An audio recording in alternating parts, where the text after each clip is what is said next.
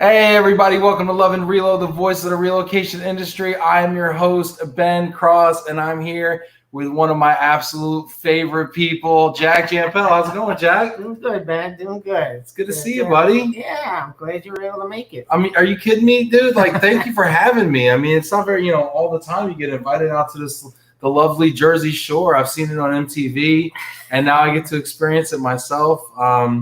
Pretty stoked about it. Tell everybody where in the world we are. Yeah, right now. so we're actually in the central part of the Jersey Shore. It's I don't know if you've heard of Tom's River, Point Pleasant, that area. It's not real South Jersey.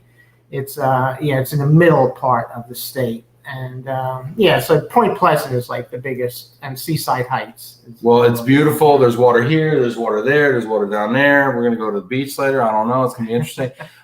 This is so cool. Everybody get active in the comments. I want to know who you are, where you are, what you're doing right now. Send a little love out to us here. Let's see where everybody's at, Jack.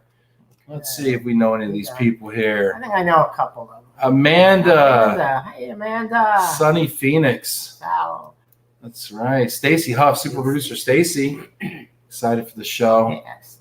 Nice. Valerie, happy Monday. Wow. It's good to see her. There's a LinkedIn user coming from Chicago. Yeah, look at this. I got my pop-ups. Got pop-ups going on. This is great. I don't know how I'm on Jack's computer. I'm over here like flying blind. Janaina, happy Monday, everyone. Look at this. This is great. Caroline, thanks for putting this on today. Yeah, this is going to be fun. This whole week, we're doing in-persons. So how many miles did you say you're doing? Janaina, I think you calculated 1,300 miles of driving this week. Oh, just driving. Just driving. Jeez. Not counting the flight back to Dallas to go back to the family and everything on Saturday. Yeah, it's going to be cool. We're here in Jersey today. We're going to be up in New York tomorrow. Then we're going to be over in Pittsburgh. And then we're going to be over at Ayers. Then we're going to be on Thursday. We're going to be over at in Columbus, Ohio, at E. Ward with Sandy McKinney's doing her mentorship thing on that day. And then Friday with Mark Topoleski over at Ellis Porter Immigration in Detroit. So definitely moving around a little bit. Yeah, shaking it up. Feels good here. Jason Rollins in the house. We got more LinkedIn users. Alan King from Germany. Alan. Look at that. Yeah, Mena from Dubai. Look at this. Kathy. Wow. Hey, everyone. This is great. This is great. Sandra calling out the hats. Oh, about that, huh? Tell them about the hats, Jack. I know. He wanted the captain's hat, but that didn't happen. So. She says, love the hats, though the roles have always been quite evident. Thank you, Sandra. Captain Obvious over there, Sandra Clary. Let's see here. Patricia, hello, gentlemen. Jersey Shore is amazing. I love going there when she lived here in the U.S. Yeah, that's awesome. People are loving the hats. Who is the real captain? That's great. He said, I'm the captain now. This is great. I told Jack, I said, the fat one's supposed to be the captain because the first mate does all the work around here. I'm the skipper. He's Gilligan. I'm Gilligan. No. Remember Gilligan's Island? Tim Quirk checking in. Tessa Boone. What's up, Tessa?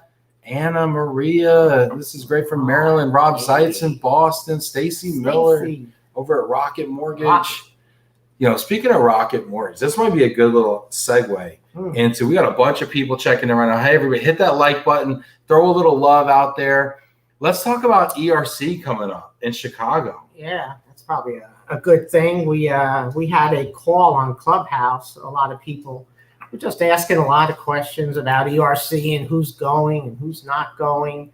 But there's still a lot of people just up in the air on ERC, just not understanding, what's going on. So, but there was somebody from ERC, was a Kathy.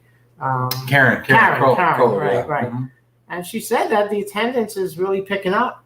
I think she said they're looking at probably about 700, and hopefully like about 20% corporate, which is normally what they have. So it looks like it's going to be a good event so far. Yeah, well, I wonder what normal attendance is. I would probably. Yeah, I think it's probably closer to 2,000. Yeah. More than 2,000. More, probably 2,500 for the international one. Yeah, I'm pretty sure. Yeah, I don't know. I mean, I think they're probably going to see about half attendance. I think as far as corporate attendance, you'd have a better read on that than me. What are you hearing from your corporate friends?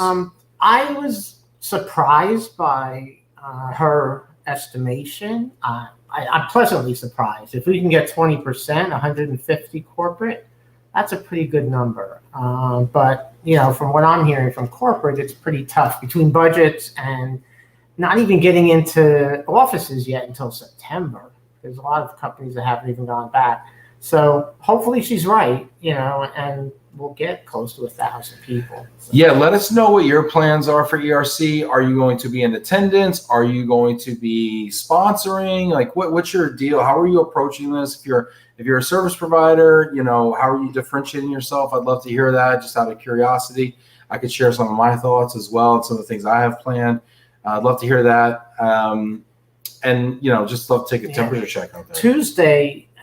Again, we haven't seen communications around it, but Tuesday they're having a welcome party, ERC. It's supposed to be a pretty big party on Tuesday. And we're looking forward to that. So that's the one that Lizzie is DJing. DJ Lizzie Beats. She's DJing for that. This is great. This is great. Let's see what everybody else is doing out there. Stacy, Rock and Morge will be at ERC having our famous welcome reception Wednesday night. Nice. AKA the Quicken Loans party is now the Rocket party, which should be cooler. Stacy, what time is that starting? Do you know? Yeah, we need deets. We got it because we got things going on before or after. Yeah, I need to know what's going on because we are, that's a great one. Christina Swank, U.S. Bank will be at ERC. Christina, is there a U.S. Bank party? Let us know. I want to start compiling a list of all the parties and then text everybody out all the information so everybody knows where it is, what's the deal. So if you have a party that you're planning, can you please DM me on LinkedIn right now, me or Jana Chezanowski, who's in the comments as well. We're going to put a list together of all the parties. I'd love to have your party listed on that. That'd be awesome. CMS is going to be there looking to meet people. People are looking forward to RDC, which is the Relocation Directors Council, which usually precedes the Quicken Loans, or not that precedes, yes, it also precedes the Quicken Loans party, but it precedes ERC. Right. This year, I noticed there was a CHIPA event. When you go to register, you can register for the CHIPA event on Monday. Yeah, I think it was Monday. Yeah, that ERC is having that in partnership with them. I hadn't seen that before. Christina wants the list. Yeah, for sure. Mike Quigley. Yes, Hey, Mike. Great segue, Mike. So we are planning. It looks like a couple of after parties now. One for sure. So the one Mike's referring to is a definite Thursday night at Redhead Piano Bar. It's gonna be an after party. So it'll start after the foundation party. So it'll start from 9 to 1. Probably go a lot later than that. If I recall, the Redhead Piano Bar does not close till 4 o'clock. It is a 4 o'clock bar. Not recommending you stay till 4. But I'm not your parents either. So let's see. We have Quigley up. Shout out here. Viva Van Backel. Yes, we're going to ERC as long as we can travel from Europe. Yeah, I don't think there's any restrictions coming in. Do you hear of them? I haven't heard of any, but it just depends what's going on at that time, Yeah. So yeah. Bridget, how will be there? Bridget, she's coming. Looking forward. Sweet Home Chicago. And you know what? Shout out Sweet Home. It's having their Sweet 16. I don't know if they're having an event for that or not, but if they are, go ahead and tag Jen Breen. Let's hear what she's up to out there. People are digging this. Christina Swank finalizing the details. As soon as I have them, I'll let you know. Yeah, y'all did a nice, I want to say it was a cocktail, like creating your own cocktails and stuff. Oh, so yeah, that was a fun one. Dano checking in. There he is, my man. Vegas. Hey, Dano.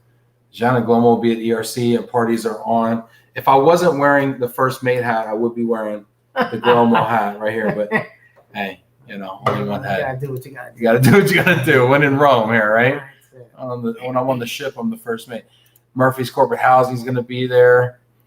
So it looks like a lot of people are going. Just from this even. So it'll be good. So Tessa saying still up in the air, trying to get my travel approved. Interesting. What are those conversations like for corporates right now? I mean, what are you hearing out there? Is it safety? Is it finances? I think more of it is finances than it is safety.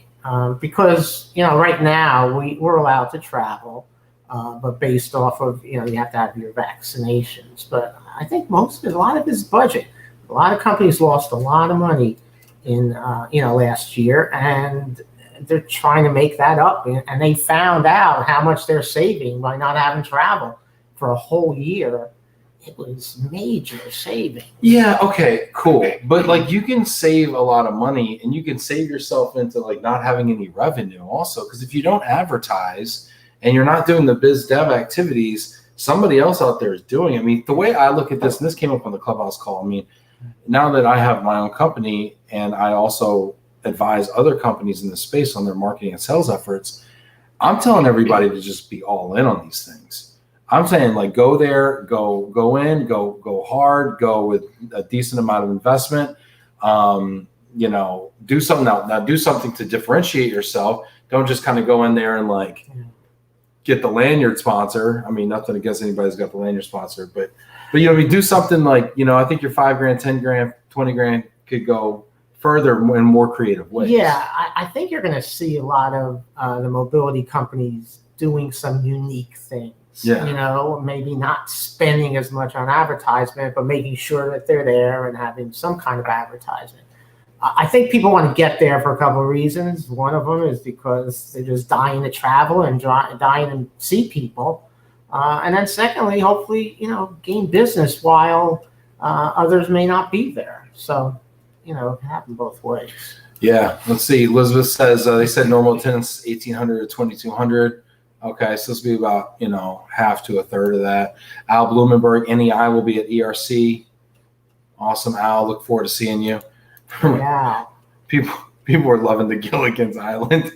Gilligan and the skipper. Okay, I'm sorry, people, but do I not look like the skipper? I mean, definitely. I'm all day. I'm even wearing like a blue polo. I think that was his get-up. I mean, it's still Jack's boat. I mean, it's Gilligan's show. Everybody knows it's Gilligan's and show. I look more like Gilligan. The thin guy, you know. Yeah, he actually like works, gets things done, you know. Let's see, Relocity will be at ERC. This is great. Wow, it's great. People are pretty much in. I think it's the corporates that are kind of still up in the air, to Tessa's point earlier about it. Looks like Ace is going to be there. Mike Quigley's talking about it. They're going to have the app up. There's a special app for scheduling and things like that. And they said beginning of September. So that'll be helpful to see who's registered, to give you an idea. Because I know there's a lot of people still waiting. So that'll kind of give you a pulse of what's going on when that app gets passed out. So Tessa's saying travel right now is only business critical. This could be based on safety or on finances. It's uncertain. That's what I'm sensing too. And I mean, far be it from me to make this declaration, but you know, far be it from me to hold back. I think that we're kind of conflating finances with safety. I think it's finance, but I think we're using safety. Say, oh gosh, liability. I'm not sure if I want to put people in duty of care, blah, blah, blah. But really, to your point, we're like, hey, look at our travel. We saved $100,000, $1 million, whatever that number is based on the size of the organization. And expenses are bottom line dollars. That's profit. Yeah. Right. Yeah, they're definitely using both. But if I had to guess, most of it is finances. Yeah, for sure.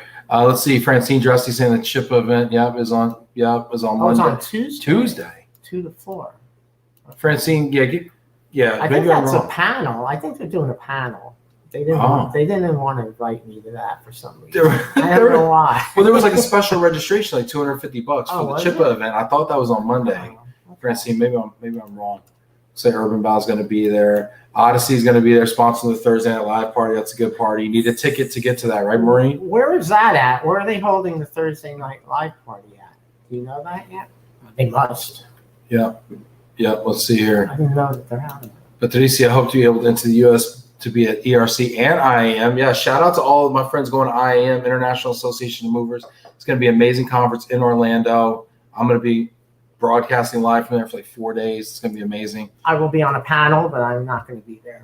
Yep. So. Well, we'll see if we can't keep talking to you long enough and maybe you just end up there. I don't know how it works. This is great. I'm sorry. I'm getting all in the comments. The comments are amazing here. Keep the comments. We got one serious question though before we move on from this topic. And I think it's from Rob Zeitz. The smart people at Airbnb or at Airbnb. Argument starter: which Chicago deep dish place should ERC attendees go to? Giordano's, Lou Malinati's, Liz Martin. Oh, she's got to be the one. Liz. I don't know if I defer to Liz on this or not. No, jeez. Liz, you can weigh in and I'll let you know if you're right. See, I have no idea. I'll be honest. There's also Chicago East, Chicago East pizza. There's also, does Portillo's do pies? Geno's East. See? Geno's East. Okay. Yeah. I'm saying Lou Malnati's is where I go. And it's usually so close. And that's one of the reasons I'm a Lou Malnati's fan. Throw it in the comments if you think otherwise. Geno's East getting a shout out. There's also some like independent spots.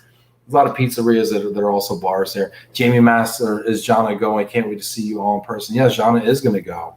Looking forward to it. Giordano's, Luz will hurt the roof of your mouth. There's Liz. There she is. There you go. You just have to eat it upside down. You got to eat it upside down because it won't just fall out if you turn it over, No, Luz. All right. Jana, checking. All right, so that's awesome. So we look forward to seeing everybody in Chicago. Hopefully everybody can make it. Let me know. I want to talk about, we were talking about what to talk about today, and kind of a topic that you had brought up was the health of the industry, kind of a health check. What is what were your thoughts around that? A health check. I mean, right now the industry is just booming with business.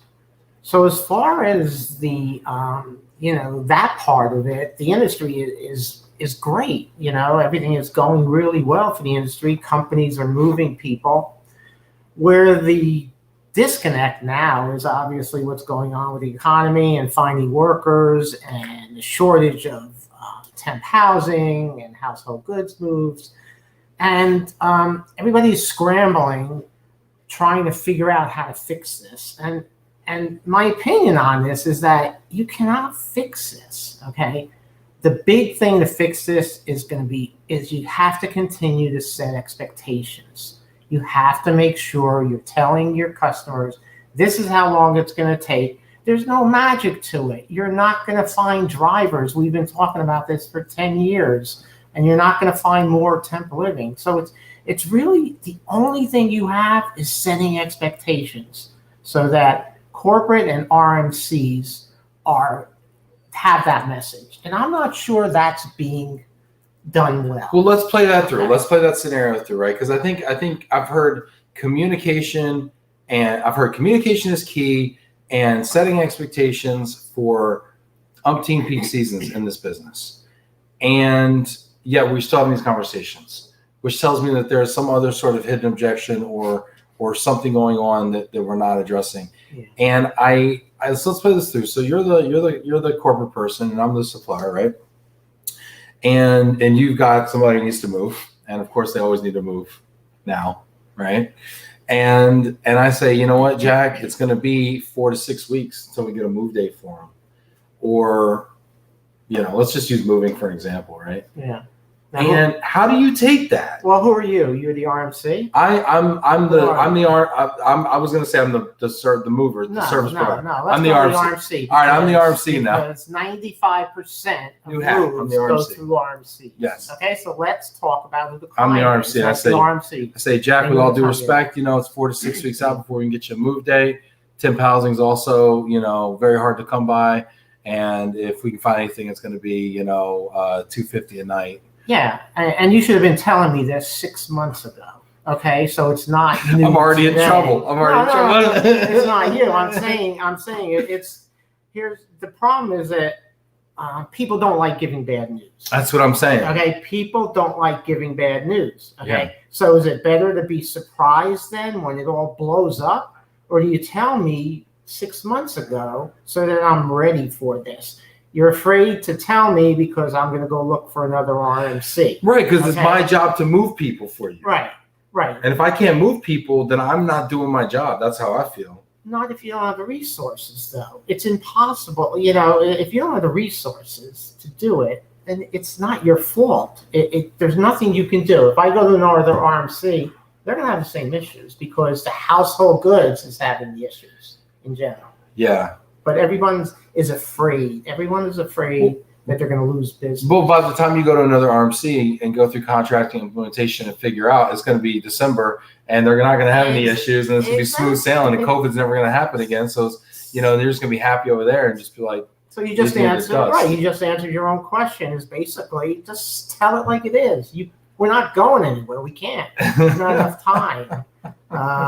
And because what it sounds like then is the household goods, it's all their issue. And, we're trying our best to do it. So I think it's really setting expectations. It sounds like a cop-out, but it's not. Every corporate person I talk to understands what's going on.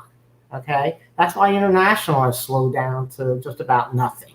Because we understand it's taken months. There's, Well, but also, here's another thing. I'll say this. You're like a seasoned expert.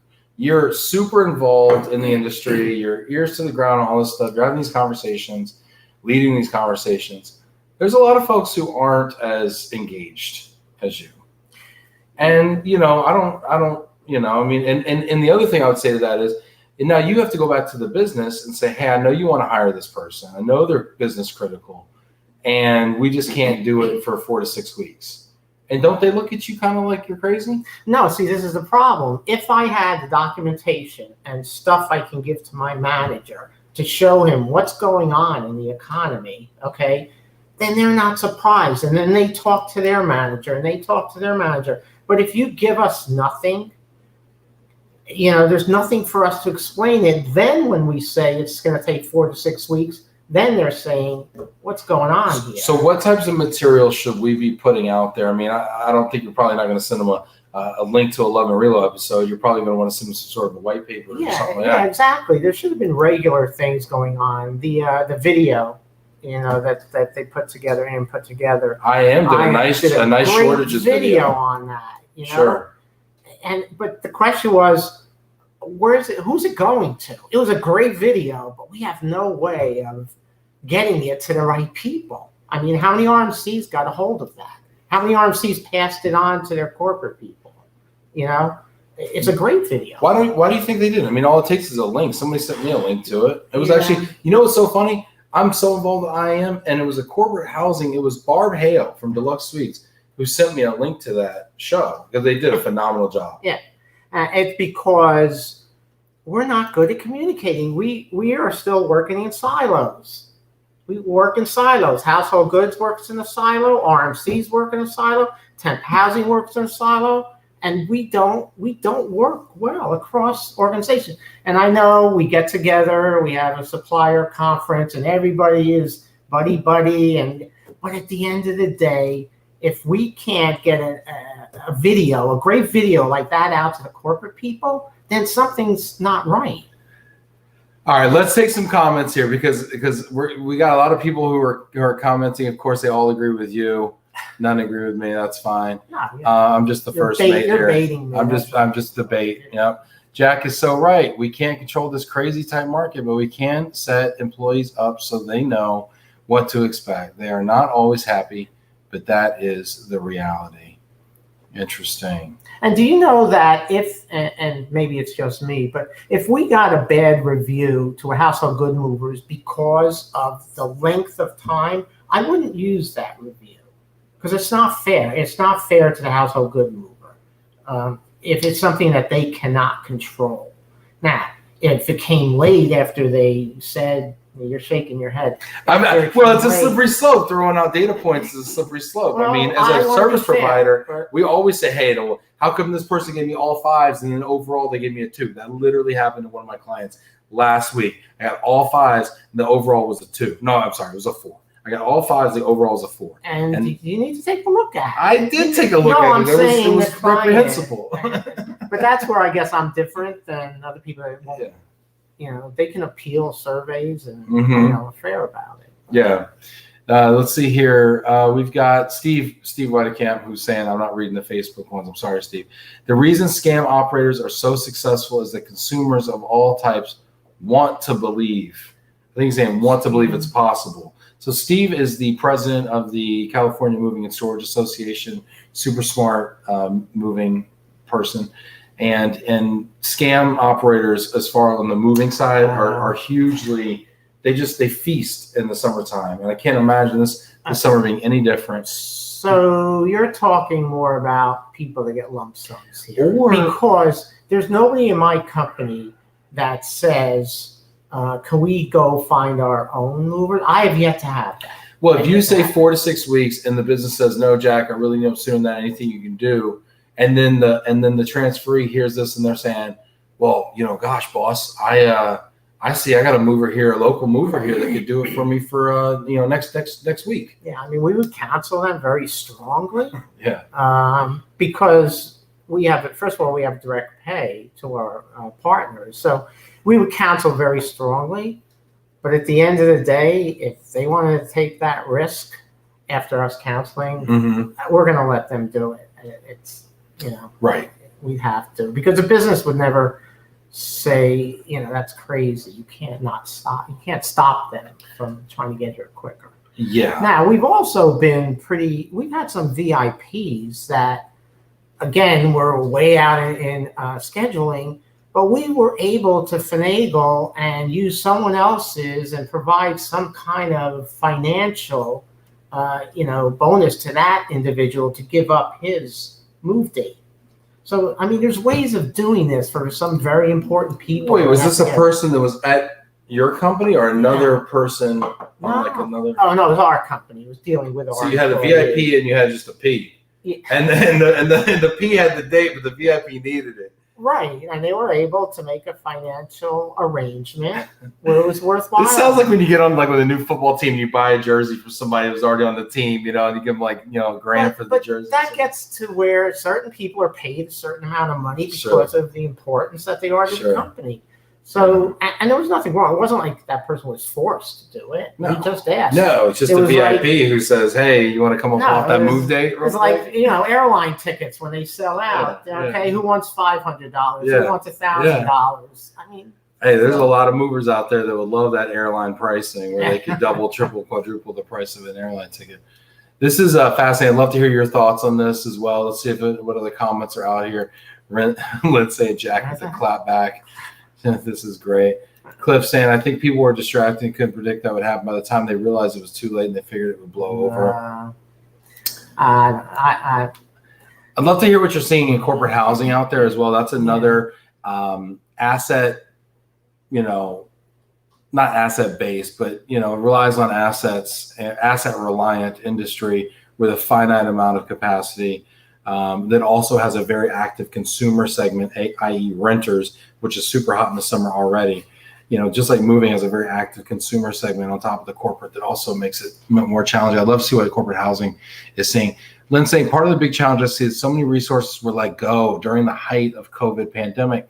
Those were the people that could have assisted with communication and setting proper expectations to 6 months out may not be realistic. Now is the time to be sure that you review and set the stage for the future. This goes back to kind of what you were talking when you led into this, the health of the industry.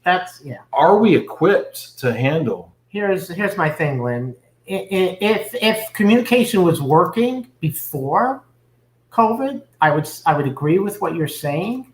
But we still, even before COVID, we weren't good at it. We're not good at going across industries. So you're right if we were healthy at that, but I've always thought that was a problem that our industry has, is that we're so afraid of someone stealing business that, we're in silos and we're, RMCs are afraid to talk to RMCs and household goods are afraid to talk to household goods. So that's just my thought. I agree. I mean, I think this has been a problem that's been around, like I said, as long as I've been in the business, which is 16 years now. We've always had a problem communicating, and it goes back to people just don't want to give bad information, bad news, right? Nobody wants to be the bearer of bad news. Now, I think it definitely helps when there's true partnership, like the partnership that you have with your RMC and your moving partners and everything, where you can go back and it's a two-way street, it's a dialogue, and it's not just get it done, I don't care what it takes. It's, oh, what happened? Really? Okay, that's interesting. I'm hearing that, or I'm not hearing that. It's news to me, or it's not news. We can have a real discussion about it. So those are the partnerships I always look for. Yeah, and I think what would really help, and something that I recommended, you have your temp living has a central organization. You have household goods that kind of has central organizations. You have the realtors that have RDC. but there's nothing like that for RMCs. I think that would be a great help, okay, if you had something like that. So when we got into a situation like this, because when we asked the question about how are you communicating to employees, well, one RMC is saying, well, we're doing it kind of this way. Another RMC is we're kind of doing it this way. But the messages weren't the same. There's some that don't feel that there's an issue. I think there's some kind of central organization that the RMCs need. Well, Worldwide ERC is that, isn't it? Well, Worldwide ERC is the central organization for all suppliers, but you have something in separate than Worldwide ERC for household goods and for temp living. Yes. You know, and fair. Yeah, that's I think a very important part that they need to come up. So we almost need to like benchmarking for standard operating procedures. Communications, what's going on, you know. Right. Interesting. What do y'all think about that? I think this is really, really interesting. Farrell says Lynn's point in the future is and so was so unpredictable. We could never have anticipated the rush we've experienced over the last 3 months, and that the rental housing market would become so tight. And Tim Quirk over here clapping back on Jack, the Jack clap back. Let's face it, Jack, if a company tells you they can't handle your business when you need it, you'll go find someone else. See, the trick is you don't say you can't handle the business, okay? Everybody, every household good mover, and I've said this when we were in the IAM conference, is that if I asked who can handle my summer business, who would have no problem, okay, everybody would raise their hand, okay? And we know that's not true. We know from an industry perspective.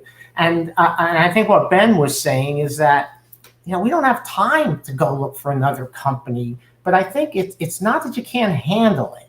There's a different expectation. There's a different schedule that's going on now. And that's across the board for household goods. It's not just, you know, one company. Same thing with temp living, you know. It's the same thing. It's the same problem across the industry. So, you know, it would be really interesting if you know, you see housing indexes, you see real estate indexes, you see even transportation. And Tim actually publishes some really nice general transportation and freight index stuff. You know, it would be really interesting to see a bulletin come out from a Worldwide ERC or some other body saying, you know, the little pulse update thing saying, you know, household goods providers are reporting 2 to 3 week, you know, out, book 2 to 3 weeks out. They're reporting 4 to 6 weeks booked out. They're reporting these types of forecasted delays. But to make sure that gets to the right people, you have to get that to the RMCs. The RMCs are the client, okay, for the most part. I mean, I have my own contracts, but a small amount of companies have their own contracts. Overall, the RMC are your clients. They're the ones that have to have clear direction on what they have to tell their customers, the corporate client.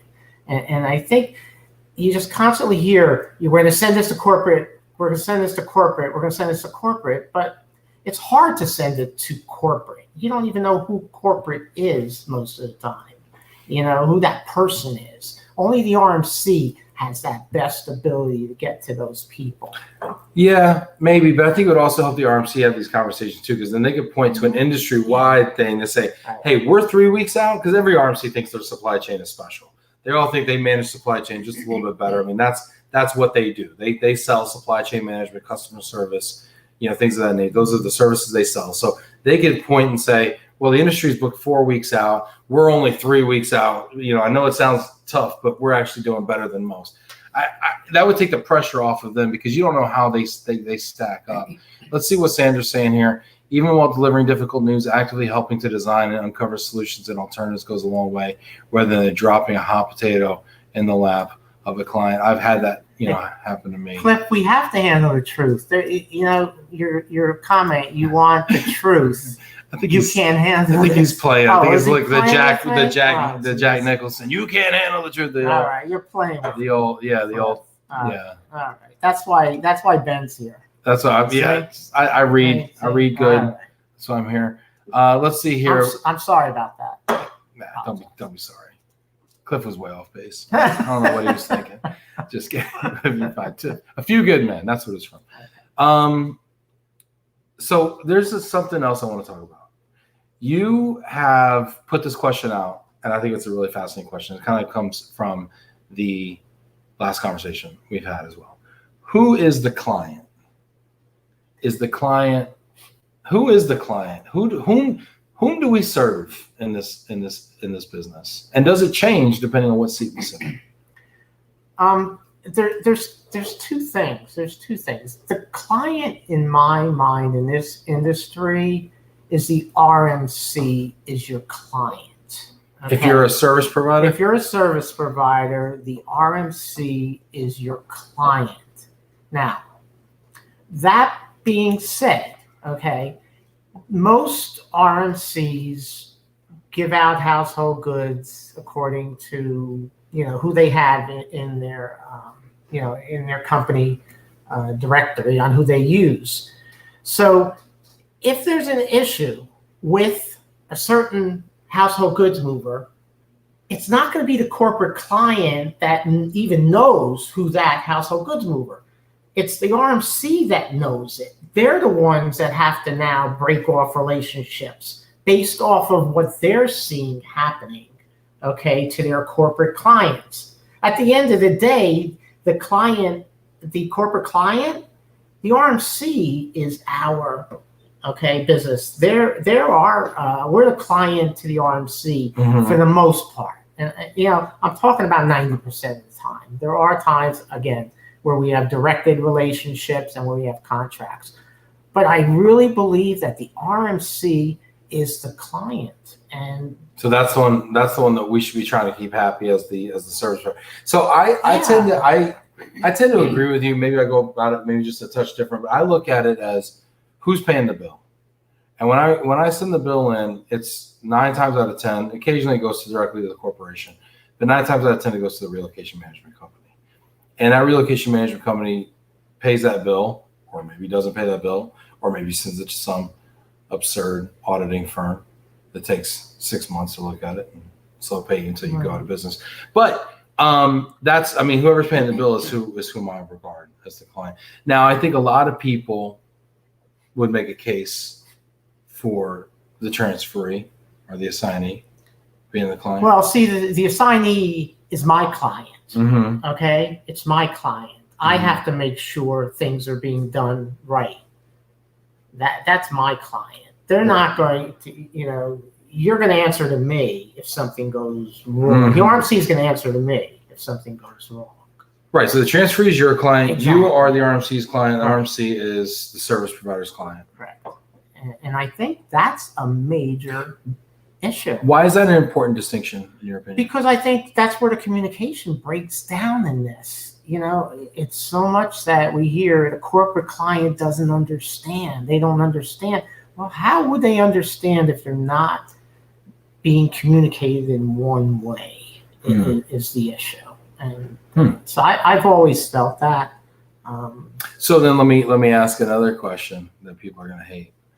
So then do we need to go back to single point of contact if the RMC is our client?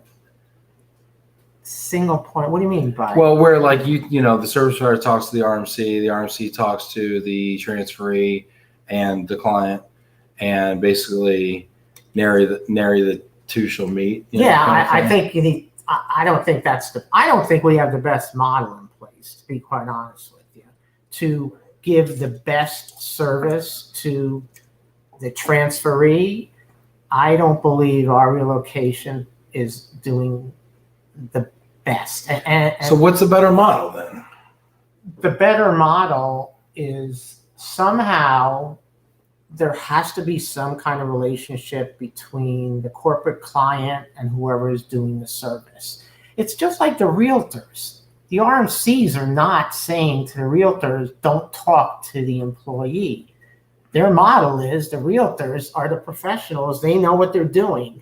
Why isn't that the truth for household goods that may have an issue, okay? Or temp living that may have an issue that needs to be I'm not saying for all of them, but if there's something that needs to be raised quickly, something that we're not playing telephone tag, we have a VIP that can't get to the counselor or whatever, I think it's similar to what we do with realtors. Well, so that is the predominant model now, is that the service provider basically liaises with the transferee regarding their line of service. With the house of goods, the coordinator's talking to them, so on and so forth. There has been a model, and there still exists at certain RMCs, where the service providers aren't allowed to speak to the transferees. And they basically funnel everything through the consultant. The consultant is the single point of truth, and the consultant relays the messages back as needed to the transferee. If there's an RMC on there, can they respond like, what's the advantage of doing it that way? All right, I can explain what they think, even though I disagree with that model. Okay. What they think is we're not giving mixed messages. So you're not going to hear one thing from household goods and hear one thing from the consultant. No mixed messages. I think they also do it because they're like, well, we're charging one thing and we're getting paid another, right? And there's an accrual thing that they protect. I think they also don't want to be embarrassed or be caught unawares if something, if there's an escalation. Every RMC says to every household goods providers, copy me on everything and don't let me find out from the transferee that we had a service failure or a claim or that they farted in the guest room. Like, if anything happens, you better let the consultant know before I hear it from the transferee. That's kind of the way that they. Okay, but everything you just outlined gives no benefit to the transferee. Everything you just outlined is to save face, to make sure we don't get in trouble. Right. It's not one of your things said it's going to improve, service, or it's going to improve. Okay, so you're right, and like I said, I'm not defending this position. No, I'm just, and we got some really. I'd love to hear your thoughts out there. Go ahead and leave them in there. Also, hit that like button right now. I'd love to hear your thoughts. I hear some here. Amanda saying no advantage to that whatsoever. Exactly, Jack. No benefit at all. The one thing I would say is then the transferee doesn't get phone calls from like 10 different people. That's the one thing I think that they would say is legitimately a customer experience or a transfer experience thing. Whereas now you're not getting, the household goods surveyor calling and the coordinator calling and the auto transporter calling and the third-party services technician calling. I mean, gosh, that's just household goods. Calling. But it still has to be made, and most of the time, it is the household goods. The surveyor calls the employee. It's still that direct relationship there, but it's not in all cases. Like if there's an issue, then you're not allowed to talk to them.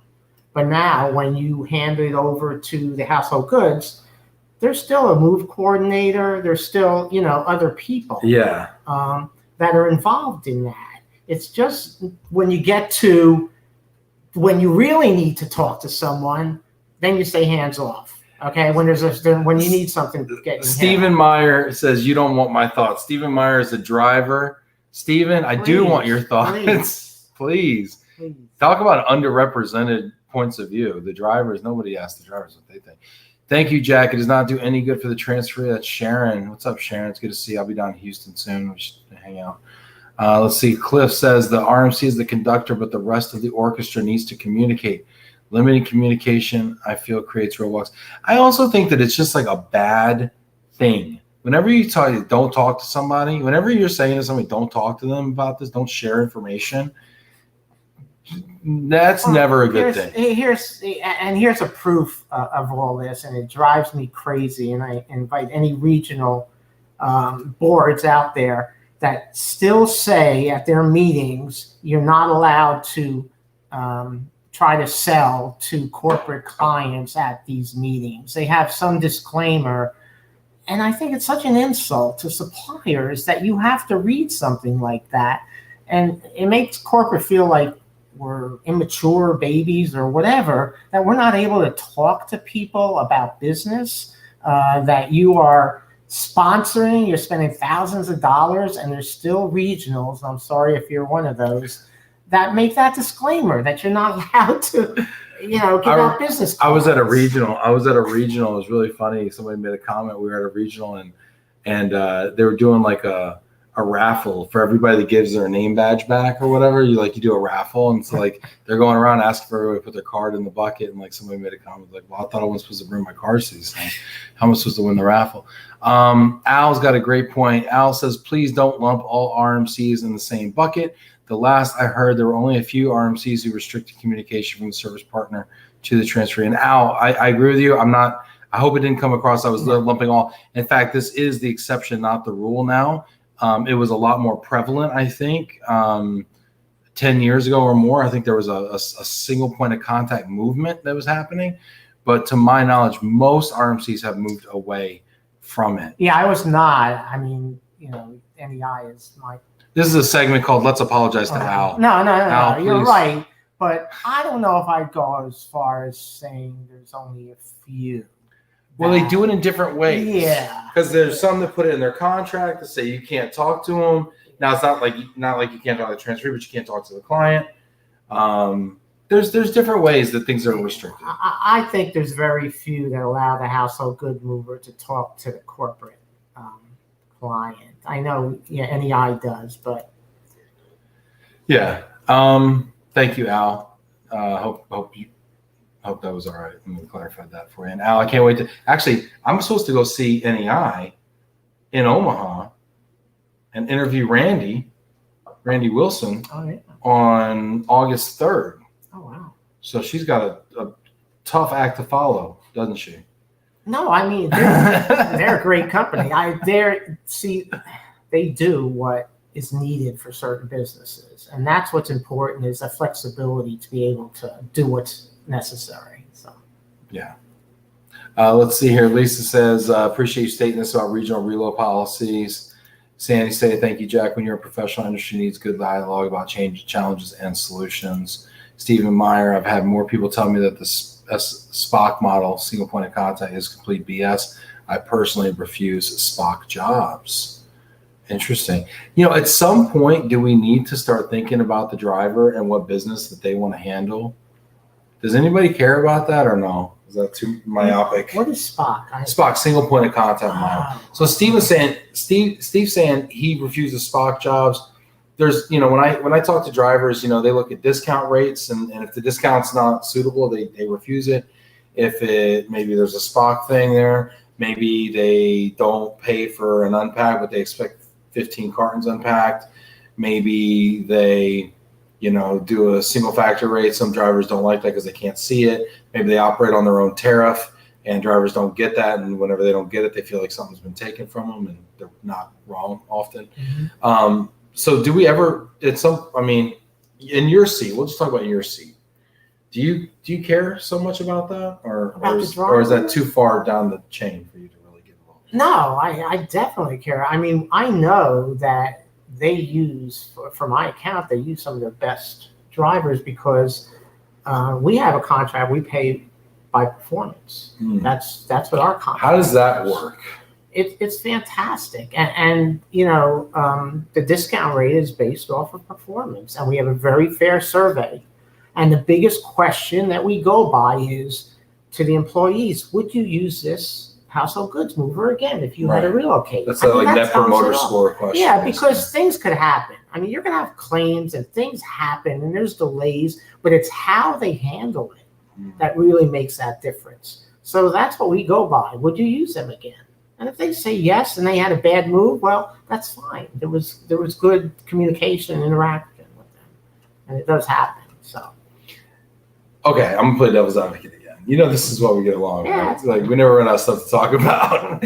So if my pay is based on how well I do on that survey, and as a service provider or a driver, and I know how many shipments I get is based on how my stack rank and my score.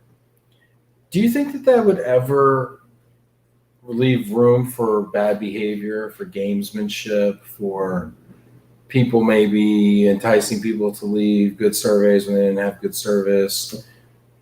Maybe some inducements, perhaps. Gift cards. I'm talking. If you're watching this, who I'm talking to. You're out there. Not to say that it it can't happen, but I doubt we have ethical employees, and I would hope that, that wouldn't be going on. It's not like every survey is excellent. We have, it's either poor, excellent, or good, poor, or excellent. Mm-hmm. And most of, there's quite a few excellent, but there's quite a few good. Could it be happening? I wouldn't stop it because of that reason. I would not do it. Yeah. Gabriel, some of the single point of contact models are driven by requirements from companies, not necessarily RMCs. Companies are surveying their employees and getting feedback that there may be too many people contacting them. And the question then is, what is the RMC doing? There are advantages and disadvantages to doing both. You have to set expectations and figure out the culture of the company. Yeah. That's been an issue again for 20 years. And that single system that everyone keeps talking about that would capture all that information that you don't have to ask for over and over. And somebody correct me if I'm wrong, but I still don't think it's there. I mean, you still have everyone asking the same questions, or pretty much the same questions, because we hear of privacy issues and other type of issues. But sure. That's a great segue into the topic I wanted to talk about. We got some great comments here. Keep these comments coming. We've got a lot of wonderful people tuned in here. Thanks everybody for tuning in. This is awesome. We got about another 10 minutes. We've got a couple more things to talk about. Hit that like button if you would. Throw in some more comments. We'll keep reading your comments and questions. If you have questions for Jack or myself or Jack, throw them in the comments. Talking about change and innovation in this business. You had talked about that single record of truth, and probably being the best way to eliminate the multiple points of contact, but still allow for everyone's feedback. And I see that happening through technology, through integrations, through systems, APIs, things like that, where we all exist in one technological ecosystem. And when I do something in my system, it talks to your RMC system, which talks to maybe your HRIS system, and everybody's on the same song sheet, right? And that's kind of the dream scenario in my mind. Yeah, it's a dream scenario. And I talked about change and why we're so slow of an industry for change. And me being candid, a lot of no, not you, Jack. A lot of products that come out are not as a result of a big enough problem or issue that would support that product. Okay, we have been talking about, same information. Everyone's asking the same information about a system to do this for years and years and years. That is a problem that you're hearing from corporate clients. Okay, that is a problem you are definitely hearing. But unless I'm wrong, and someone please, put in a comment, I am not aware of a system in place where a realtor can go in, or the household goods mover can go in and see how many people are in their family, or what's the different things that you would need that you don't have to ask again. Theoretically, right? If somebody walks by your office and says, "Hey, Jack, what's going on with the Smith transfer? Where are they?" And then you could they're over here. They're still at origin, or they're at destination. They got delivered yesterday, and the survey looks great. And that's why I don't believe the excuse that it's privacy issues. I think that's it's a cop out. It is a cop out. Okay. I mean, privacy is a real thing, but we're sharing data all over the place. Absolutely. I can see data from my RMC. Why can't the realtor see the data in the RMC? Mm-hmm. Or and that's a big issue that we have. But then yet we have these projects that, and here's a great example. This is what I'm talking about, is that we work in these small groups. We know what you need best. 54 minutes in, we're finally getting to the great example. Okay, great example. And if there's ERC people on here, I'm sorry, but they ERC scheduled the corporate roundtable, which is the biggest event for corporate, on Friday afternoon, okay? did they ask one corporate client, would they ever go on Friday afternoon to a corporate roundtable? No, that was where their slot was. This is an event we have to put out there, okay? We work in small groups because you get less pushback. And that's what happens a lot with projects that are put out there. And then people say, why isn't the corporate, they don't understand. Why don't they want this? So I think a lot is because people work in small groups. There's less resistance. Well, and that's why people work in small groups. Same reason why people don't like giving bad news is because there's less resistance when you don't, Yeah. So creating a culture of collaboration would be a huge step forward. And I think that's one of the things I got to give it to you, Jack. That's one of the things you've done really well is really you're always giving time to people. You're always willing to sit down and have a conversation with people. You're always very candid, open with your feedback. And, I think fostering that collaborative environment is key to communicating like this and achieving outcomes we want. And I think furthermore to that, and I'd love your thoughts on this, I don't think it's as much a privacy issue as it is a proprietary issue. And what I mean by that is, a lot of RMCs and service providers have their own systems, and they want their system to be good, but more than them wanting their system to be good, they want other people's systems to be not as good as theirs. And so it's one of those things where we're clutching so tightly to what we have that we can't open our hands and share. Yeah, well, that gets to the point of we really work in silos, and until something like that changes, it doesn't appear like you're doing what's the best for the client. You're doing what's best for your own business.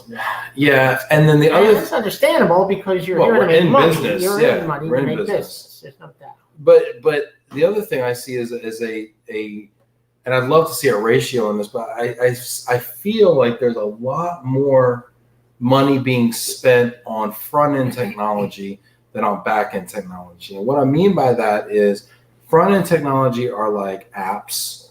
They're like transfer-facing things. They are dashboards maybe for corporate clients that they can whatever. Like they're sizzle stuff, what I would consider sizzle. We also know the utilization of apps is not extremely high in this business. People don't like portals. They don't like logging in to manage their move. What I have seen be successful, push notifications via text, with updates on their move, things like that are using existing products that they already utilize.